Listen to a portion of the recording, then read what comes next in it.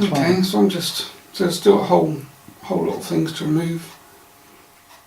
So Chen's just saying that from their perspective, the negative entities that they're working against have kind of increased their level of negativity.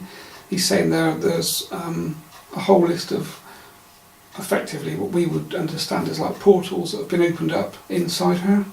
So inside her kind of core energetic field, the concept of like a portal is basically a space where something else can come in. Mm-hmm. And negative energies tend to do this. They get control of a person's energetic field, and what they can do is they can basically create like an area that effectively is a portal they can come in and out of as and when they need to. Can't these portals be filled with light so that they can't enter? They can, and that's the first thing that Chen's just saying they're trying to do is to close them, basically, because he's saying as they're clearing, more negativity is coming through these portals into her etheric field. So I'd imagine right now today she's probably not having a great day, really. Right. Because I would expect her to be feeling some of what's happening here from a spiritual level. So Chen's just saying that they're looking to close these portals. He's also saying that there are various holographic controlling entities that have been invoked, which is something I've not heard of before. So I'm just going to ask him to explain that to me. Okay, so he's saying it's like an autonomous energy that's been basically left in her etheric field, like like a robot, really. So he's saying they're coming up against like robotic negativity or robotic energies that are kind of just appearing out of nowhere.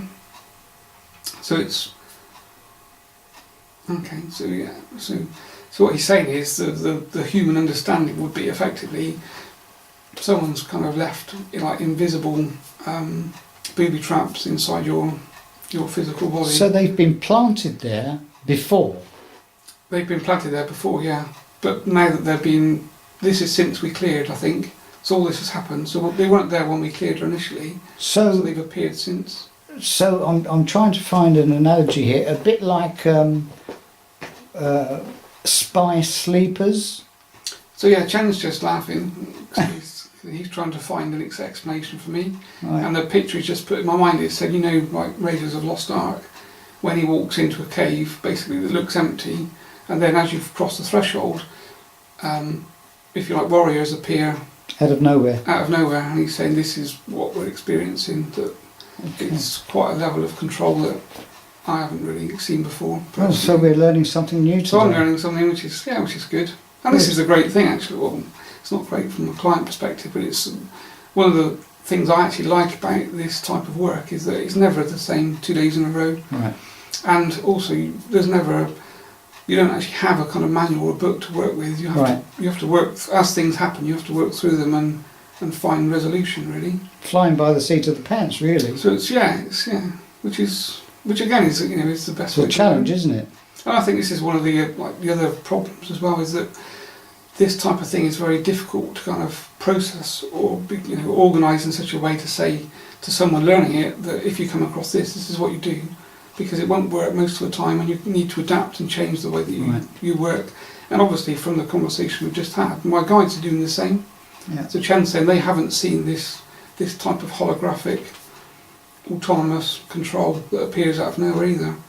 So him and his team are actually working against that, which I've been doing this for like 5 or 6 years now, and he's never explained this scenario to me, so it's quite new. So there are dimensions of the universe that are still yet to be discovered, even by our own guides. Yeah, and Chen's the first to tell me when I speak to him. They're like us. They know what they know, but they don't know what they don't know effectively, and they don't know everything. No, and he's saying that he's happy to work up to a certain level, and after that he needs to call in other energies that it's a hierarchical system. Okay. What interests me now, and I'm thinking of the well-being of the client, of the subject, is she going to be okay? Yeah, I would expect them to be able to sort the problem out. So you have every faith and trust. Yeah, I've not had a client yet today that's suffered long term. People do suffer obviously from this type of thing, but they're suffering before obviously, which is why they engage people like myself in the first place. But normally it's a short-term problem for them, in that they'll feel very ill. Some people are physically sick, headaches, migraines.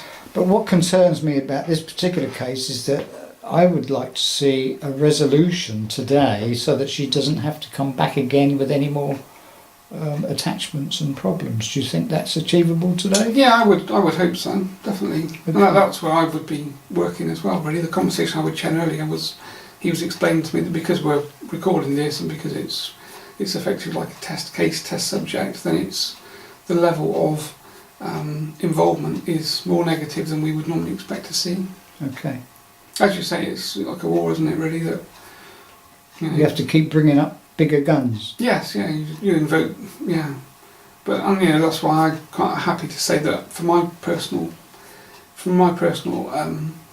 perception, if you like, I know where I need to stop and I allow them to carry on. Yeah. So I think it's easy to become a little bit too egotistical, thinking that you're the one that's actually doing this stuff, when ultimately, We know it's not. yeah, you need Us your at all. guides and you need. We're just the facilitators that call for we're the foot soldiers that call for the backup. Yeah, we're just spectators really for the And the most real part. work is done by the spirit guides and the what some people like to call the archangels. Yeah. So the angelic realm is somewhere I haven't had much involvement in. I have contacted and had conversations with some of the archangels, but they don't tend to. I guess they're pretty busy, so don't tend to to engage on my level very often. Okay, so with this particular client, is there anything else that needs to be done at this time? No, I think we've finished in that way. Chen's saying that they'll carry on for the remainder of the time required, which in our physical time is probably next 2 or 3 hours. Okay, so if you would like to conclude with your routine, coming back to... Okay, so again, the way that I kind of explain that is, again, I've been looking, if you like, remotely at this, almost like we view on our TV really. So I just pull my energy back towards myself, and then I see my own shield and barrier in front of me, and I basically allow my own, I don't open that barrier at all, so it's not like a door that opens. At this level, I just allow my own energy to basically come back through, almost like a porous structure, whereby I just put it back into me, but I keep the barrier in place. Okay. Because I used to actually open the barrier or the door and would find that it would be impregnated or some type of entity would connect immediately.